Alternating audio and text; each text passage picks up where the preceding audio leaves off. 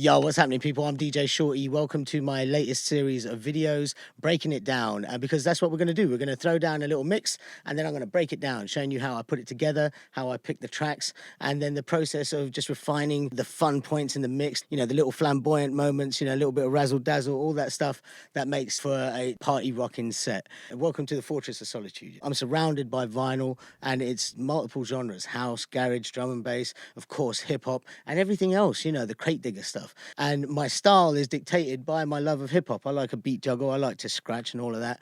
And Serato has definitely played its part in making it easier to do the things that I was already kind of doing with vinyl. You know, back in the day, what made me stand out as a DJ was my ability to quickly flip the vinyl and a cappella here and instrumental there, boom, boom, boom, you know, whatever platform you're using, whether it's Tractor or Record Box or any one of these digital systems now, the tools have allowed us to become even more creative with it, and I can be even quicker with it and more efficient, do real-time mashups, all that good stuff, you know what I'm saying? So to start off with the music, what goes first? Well, this is where your instincts as a fan of music, as a DJ, come in.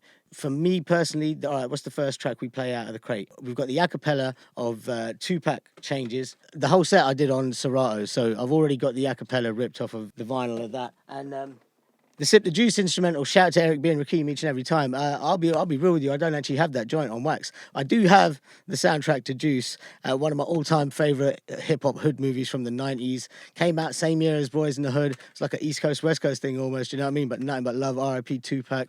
And, you know, Omar Epps, man, he plays a DJ in this movie, and he enters a hip-hop battle and played a big part in inspiring me to become a DJ. I've got this beat here, you might see it's mislabeled, it says 4-4. That's because of my boys, the Too Many T's. Sometimes I step in as their tour DJ. Shout out to Sammy, you know what I mean, when he's not about. One love, and they do a bit with this, so that's where I got this beat, and it's for them. They go together really nicely, and I wasn't intending to start with these. I was just kind of dabbling, picking out a couple of joints. When it comes to my mixes, I have a process where I'll pick all the tunes I want to play, and then I'll have a little mess about with them. And from that, I'll flip it around, change the order. This can go here, this can go there, and I'll refine that over and over again until I'm at a point where I'm happy with it. And I've already gone through that process by the time I've dropped this mix for you. Some of these mixes I've been rocking for years, so it was just a case of, all right, am I going to start with that, or where am I going to drop that? And this set is made up of just stuff that I've been messing around with lately, you know, in sets that I've been doing, in some work that I've been doing with young people. I've been working with this really talented young man, and he's a big fan of Michael Jackson and Eminem, and, you know, that's a mix that comes later, but that was the jumping off point. I said to him, I said, oh, you know what, I'm going to have a little dig, and I'm going to come up with a mashup with some Eminem and some Michael Jackson. So that was the starting off point. So how do I build to that and work around it? And I kind of just threw a few tunes in the mix. That brings us to our starting point right here. So two-pack changes, the a cappella. Normally at, you know, 0, it's 110, 111 BPM, something like that. We've pitched it up to 115 to match it to the Eric B and Rakeem instrumental Sip the Juice, and boom, we're off. But the timing here is really important. Like many talented rappers, Rakeem, he doesn't come in on the one, and if you don't know what I'm talking about as the one, DJs, you'll know what I'm talking about, musicians, you'll know what I'm talking about when you count along with the music. 1, 2, 3, 4. Some people come in after the one, some people come in on the one, and in this case, Tupac, he comes in before the one. It's I see no changes. Wake up in the morning, and that first click is the one. So I've got to be pretty sharpish here on the timing. Drop the a cappella, have my instrumental ready to go. Boom, hit the timing, bang. I see no changes. Wake up in the morning and I ask myself, it's like worth living, should I blast myself? I'm tired of being poor and even worse, I'm black. My stomach hurts, so I'm looking for a purse to snatch. Cops give a damn about a need, bro. Pull a trigger, kill a nigga, he's a heat, bro. Get it back to the kids who the hell cares. One less hungry mouth on the welfare. Not quite perfect, but it's good enough, and I'll make some real-time adjustments. I'm not a sync guy. I like hands-on as much as I can. We let that roll for a little bit, you know, the classic hip-hop thing, pulling the beat in and out, boom, boom, boom. R.I.P. Tupac, you know what I'm saying? 1998, that one. A cappella on there. And, of course, if you haven't seen the movie, go check out Juice. Eric B and Rakeem, of course, what do I need to say about them guys? You know what I'm saying? Sip the Juice, big tune. Yeah, that's just the way it is. So moving on to the next mix, I'm going to pull out the Sip the Juice instrumental, leaving the Tupac a cappella rolling, and I'm going to G up the next mashup, so to speak. What I'm going to do is I'm going to take a joint off of this album, Bonobo, Black Sands, if you don't know about this ninja tune. Sick, sick, sick album. There's a track in particular called We Could Forever, which is the joint that I dropped here. It starts off with this nice little percussive guitar, you know, intro.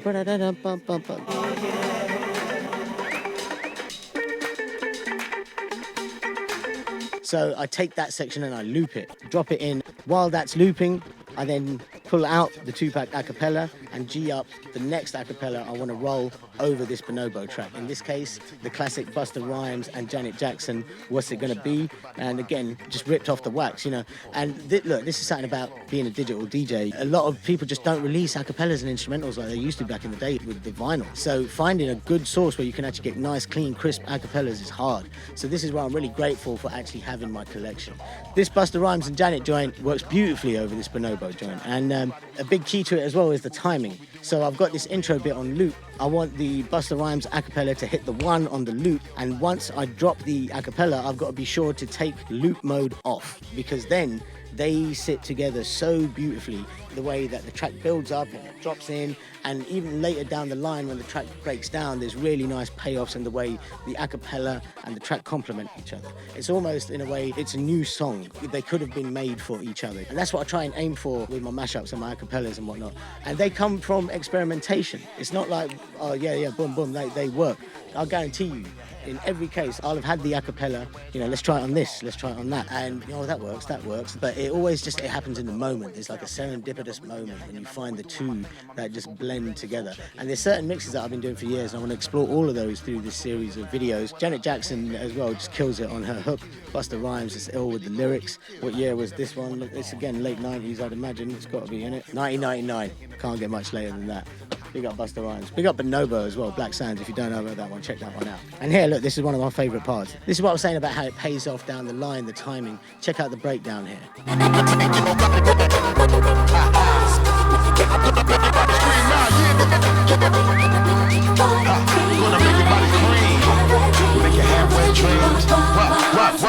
We're gonna make your body real wet. We're gonna make your body say yeah. I wanna know where my road dog is at. I wanna know where my live women is at. We're gonna make your body real wet. We're gonna make your body say yeah.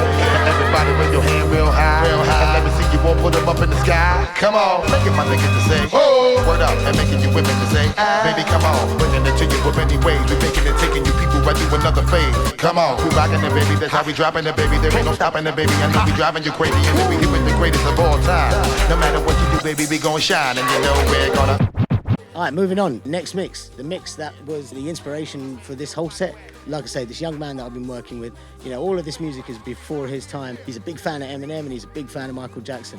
And he's been playing me some deep cuts onto Michael Jackson as well. So in those conversations with this young man, I've been dipping through my crates and just showing him some of the Michael Jackson wax. I've got, you know, of course we've got the albums, Thriller, Off the Wall, the Jackson 5 stuff. But look, there's something really wrong about these. Look, that is the single for Thriller, the 12-inch joint. It's got a Jackson's live joint on the B-side, Things I Do For You, taking it back to 1983. That's the Thriller cover. This is the PYT cover.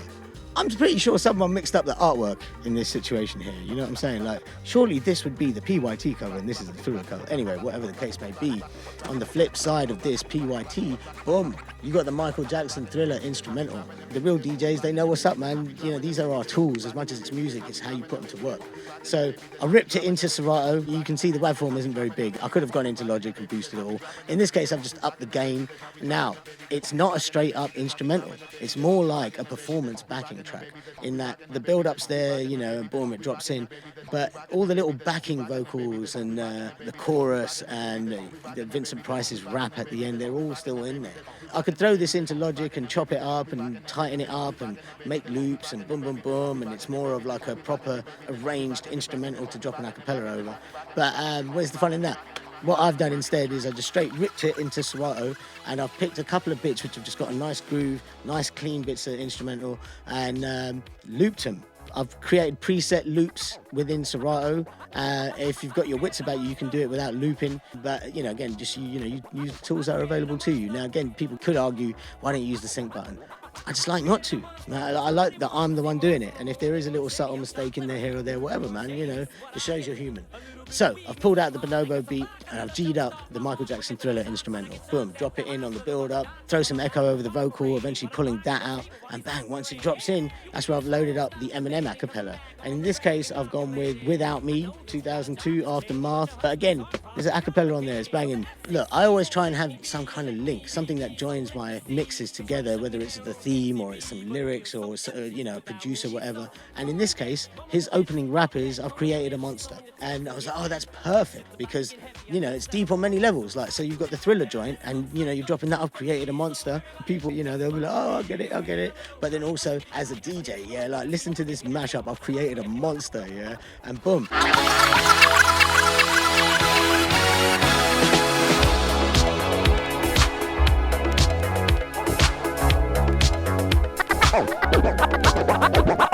created a monster. I created a monster. I created a monster. Cause nobody wants to see Marshall no more. They want shady, I'm chopped liver. Well, if you want shady, this is what I'll give you. A little bit of weed mixed with some hard liquor, some vodka that'll jumpstart my heart quicker than a shock when I get shocked at the hospital by the doctor when I'm not cooperating, when I'm rocking the table while he's operating. Hey! You waited this long to stop debating, cause I'm back, I'm on the rag and ovulating. I know that you got a job, Miss Cheney, but your husband's heart problem's complicating. So the FCC won't let me be, or let me be me, so let me see. They try to shut me down on MTV, but it feels so empty without me. So come on and dip, bum on your lips, fuck that, come on your lips, and some on your tits, and get ready, cause this shit's about to get heavy. I just settled all my lawsuits. Fuck you, damn it! Now this looks like... So what I've done is I put a marker in just before where Michael Jackson would come in with his opening lyrics. Instead of him coming in, that's where I scratch in and drop that opening bar. Then it's just a case of activating the loop if I want to keep it on that bit. And then there's a second loop that I've created, which comes from later in the track. It's the breakdown beat before Vincent Price starts kicking his rap. You know, that bum bum. A visionary, vision is scary. Can start a revolution, polluting the airwaves, a rebel. So just let me revel and bask in the fact that I got everyone kissing my ass. Love that bit. So little marker in there, boom, boom, boom, preset loop.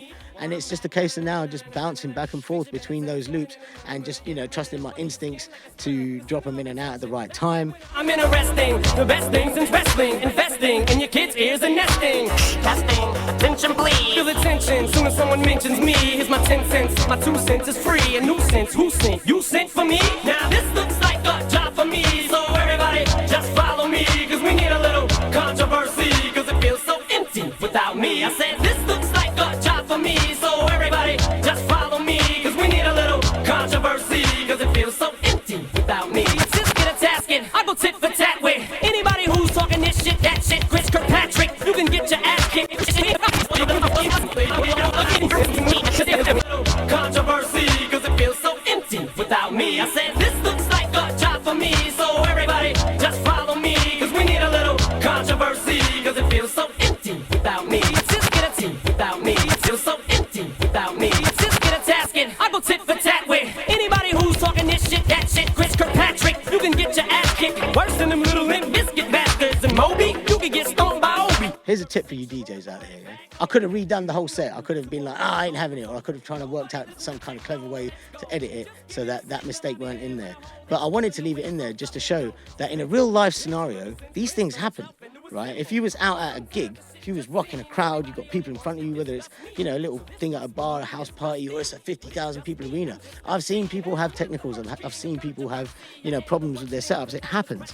And, you know, the difference between a real DJ and a poser is how you deal with it. You know, just keep it rolling, like clock it, deal with it, and crack on. You know what I mean? Most people won't notice. And those that do notice, well, if they've got enough wits to notice you made a mistake, they'll notice, oh, that was a good catch. Because we need a little controversy, because it feels so empty without me. Next, not so much an a cappella instrumental, but more of just like a thematic mashup, just series of boom, boom, boom, let's hit you, you know what I mean, tunes. So I've already put in a marker point on the Eminem lyric where he chats about Prince ever since Prince turned himself into a symbol. And I've looped it. So boom, hit the loop button, drop it in, pull out the Thriller, and then what comes in next, of course, it's a Prince joint. And it's one of my all-time favorite Prince jams. But look, back in the day, 1989, shout out to Tim Burton, relaunched the Batman brand with his classic Batman 89, and he hired Prince to do the soundtrack. And my G goes in, he did every track on this joint. And, you know, he had that crazy one, Bat Dance, you know. As a kid, I loved that because it was like samples and bits from the film and all of that. But the joint I'm mixing in here, look, there's the single, Party Man, you know what I mean? And this one works just, again, I like them deep level mixes. If you think about it, you think about it. If you don't, you don't. But I get a satisfaction out of doing it. So first, the obvious connection, he's talking about Prince, boom, I throw in a Prince joint. But the track is called Party Man. right? I am the party man. Come on, you know what I mean? I love to rock a party. And these lyrics, you know, they just lend themselves to a little bit of ego stroking, you know what I'm saying? But look, you know, when you're rocking a party, when you're a DJ and you've got a crowd in front of you, in a lot of cases, they're all looking in your direction. They're looking up at you and they're taking lead from you. So if you're having a good time, if you're playing music that you enjoy, they'll enjoy it. And I love this joint. And, you know, singing along, doing some beat juggles, boom, boom, boom. So RIP to Prince, you know what I'm saying? The party man, boom.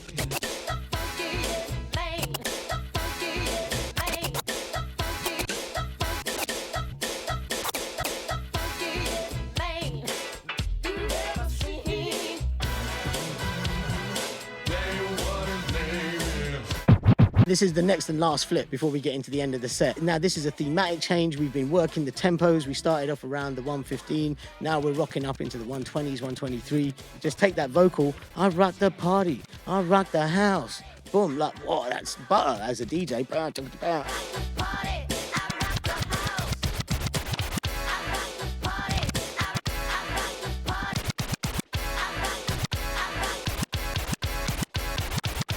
So then take that rock the house bit, loop that, and then shift the tempo up. Bang, next joint coming in on a house music vibe. I rock the house. And again, it's working on levels because you're talking about, look, I don't just rock this. I don't just rock hip hop. I rock the house, you know what I'm saying? But if you're at a party and this mix is going off hard, you're rocking the house, you know what I'm saying? And of course, thematically, you're bringing in house music. I'm surrounded by my vinyl. I love my vinyl collection. My vinyl is my story of me, and I've got it genred out. I've got hip hop over there, we've got house, garage, drum, bass under here, and everything else back here. There's a story behind all of it, and I love my vinyl. You know, I try and make use of these joints and put them to work. In this case, I didn't have this track on vinyl. This is just a digital joint. Shout out to Rachel Rowe. It's a track called Follow the Step, the Kink Beat remix. Yeah, man, I like this, man, because it's got a real slow build to it, and when it comes in hard. It's got that driving, warm bass line. There's a nice little drop, which flips up with a little nice sort of jazzy drum pattern on top. You know, chop that up a little bit. And then if I was doing this live, that's why I would kind of just step back for a minute and take a breather, because that's an energetic set, man. You know, like that's 15 minutes, boom, boom, boom, boom, boom, hit, hit, hit. But you got to let it breathe as well, you know what I'm saying? Like, I'm a turntablist. I love to cut and scratch. And no offense to any other DJs, that your style is your style, and if whatever works for you, works for you. But there's some DJs I feel like they're a little bit too scratch happy or gimmick heavy or whatever it is. You know, remember what you're there to do. You're there to rock the house, man. You're there to be the party man, you know what I'm saying? People just want to vibe out to some music, and you want to give yourself a breather and just enjoy the moment as well.